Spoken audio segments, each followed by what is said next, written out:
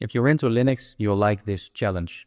It's a challenge to practice your Linux skills called Ninja Skills. It's a challenge on TryHackMe. So they have a bunch of files. All of these files are somewhere on a Linux system. And given those files, they have all kind of challenges.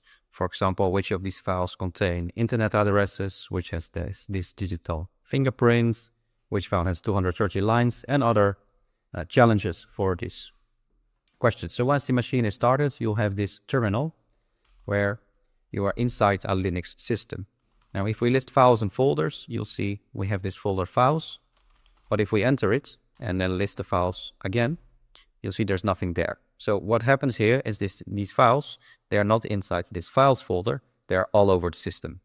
So if we go one folder up, you'll see we're in home new user, one folder up, list files and folders, and here we have the first file, v2vb.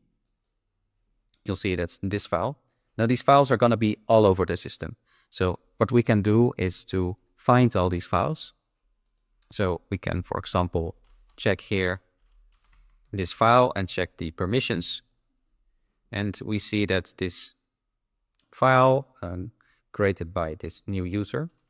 So let's go to the root folder. Now we're in /home. So let's go up one. So we're in the root of the system, the highest possible level, and all the files and folders are under that. So you'll see a bunch of folders, and there's going to be subfolders and subfolders and subfolders. We're in the highest level of the file system. And we also see another file here. So if we list files and folders again, you'll see we have this file x1ui, which is also a file here, it's the last one, which created by new user. So what we could do to try to find these files is use the find command, look for files, and then look for files created by this new user, or this user named new user.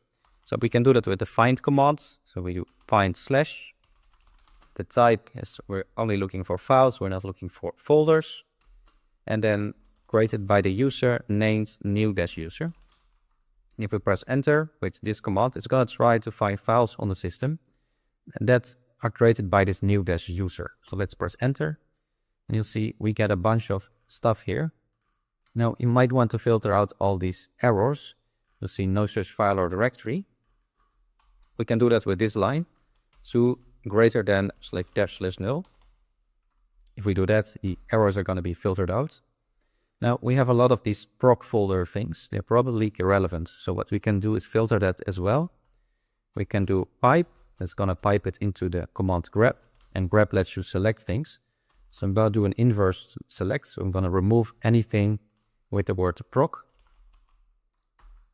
And now we have a small list of files. Now this might not be all the files we need, but these are some of the files of that list of files that we need, right? So we have some of the files that match exactly these file names. So these files are all over the place in the mount folder, the var folder, opt folder, etc, home. We could try to copy all those files into the files folder. We could try cp with the file name and then into the folder files. Now we get a copy of the file into the files folder. We can do that for every file. Then it will be much easier. We won't have to navigate around so much.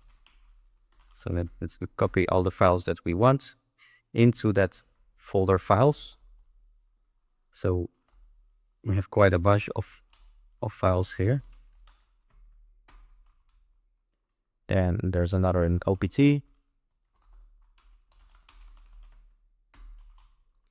We have another one in opt.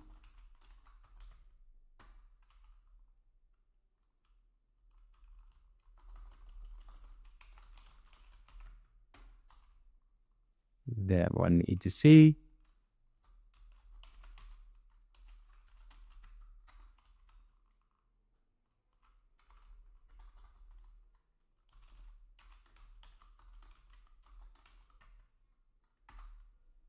Okay, once you copied all files, we can navigate to that files folder. So we can say home new user files, then clear the screen. And we have a bunch of files now inside this folder. Now, I believe one of the questions was about which file is executable by everyone. in a Linux system, when a file is executable, it becomes green. So when it's a program, when it is executable, the file is green. So this one is most likely that file. Let's try. We say 8b followed by 2l and then click check. And there we go. We got our first question completed. So we have a bunch of files here. Now let's check how many exactly with this command. And we'll see we have 9 files here. However, the questions are about 12 files. So we have a bunch more files here. So let's copy the missing ones. This one was located in the / folder. So let's copy it. cp/x to the dot, which dot means the current directory. If we check again, we'll see now we have that file. And there was another file in the home folder, which was this v2vb. Let's copy that one as well. And we copy it to dot, the current folder. Notice that I'm in the directory home new user files. So now we nearly have all files. We only have one missing, which is this bny0 or bnio file, not quite sure.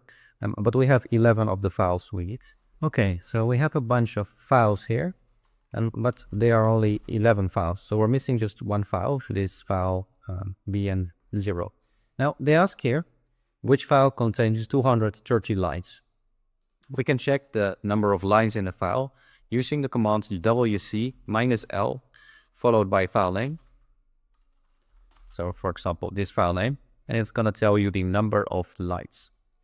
We can check for all of the files. So if we simply change that to asterisk, it's going to try it for all of those files. It counts the number of lines in the file. So if I press enter, you'll see for all of the files, it counts the lines of the files. But none of them has 230 lines. So given that we only have one missing file, that implies that this 230 lines is in the missing file, which is this bni0, right? We don't have this bni0 file. So we can imply, or that implies that file is the one with 230 lines, simply because all of the others have 209 lines. So let's check, and there we go. We have now another question complete. Now they ask us, what is the SSH1 hash? So this is a digital fingerprint. Every file can have a unique digital fingerprint. Just like fingers have unique fingerprints, files have them. And it's based on the contents of the file. So based on the data inside the file. And based on that, it can calculate a digital fingerprint, which looks something like this. It's going to be a unique bunch of numbers and letters. And it's called an SSH1 hash. Now to calculate one, we simply do SSH1 sum followed by the name of a file. Now, for example, this file. And you'll see it prints out digital fingerprints. Now we need one that starts with 9df5. So let's try that. SSH1 sum with all of them. So asterisk and press enter. And then we need the file that starts with 9d5. So that's this file, which is c4zx. So that's c4zx. There we go. Another question complete. Next, one of these files might contain an IP address, an internet address, so we can search for that as well. So which of these files contains an IP address, an internet address? So an IP address is a number, like a home address. An IP address is the address of a computer. It has a bunch of numbers with dots in between. So what we can do is search for dots in files. So we have a bunch of files, and we could simply search for that. So we say grep, and then from the files, we could say try to find the dot.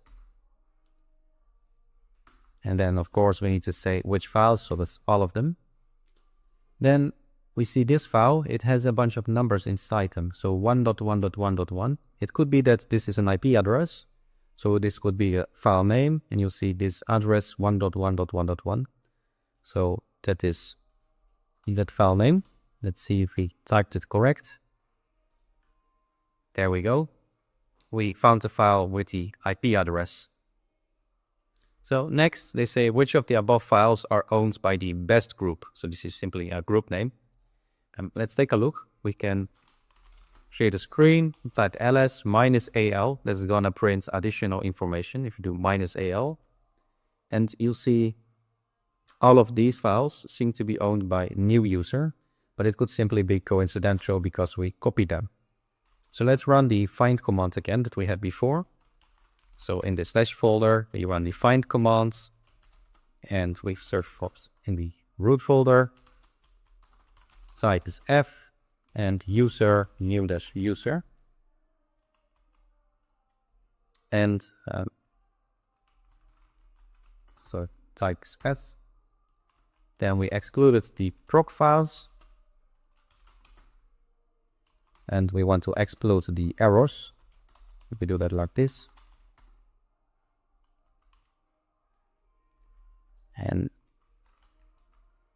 I'd say we move that here. So we find a bunch of them. Now we can check these files one by one. So we do ls minus al. We check the first one. So this file is part of the best group. Let's do the next one. So we do the C4 one. It's new user. Then the next file that is inside the var folder. We have another file in var log. And you'll see that's again new user. So we can check them one by one. You could check OBT. Then we check this count. Again, new user. So most of them is of course going to be part of this other groups, as there's only 2 of them that are part of the best group. So then let's check the next file. And you see the files that we seem to find are all part of this new user. So they have also this file. So we have 2 files now. You see this one is part of the best group, best-group. And also this one on top is also part of best group. So we have D8B3 and this B2VB. So let's type that in. So that's D8B3 followed by the other one, which was V2VB. So let's type them in. There we go. We have that question complete. Now we only have one question left. Now for the last question, they say which file owner has an ID of 502. So we can check the owner of a file. For example, we could check the owner of this file in the slash folder. We could say ls minus alm followed by the file name. And you'll see the owner ID and the group ID. So in this case, the owner ID of this file, the slash with its name, is 502, which is exactly the one we need. So that's x1euy. You click check. And there we go. We now completed this room.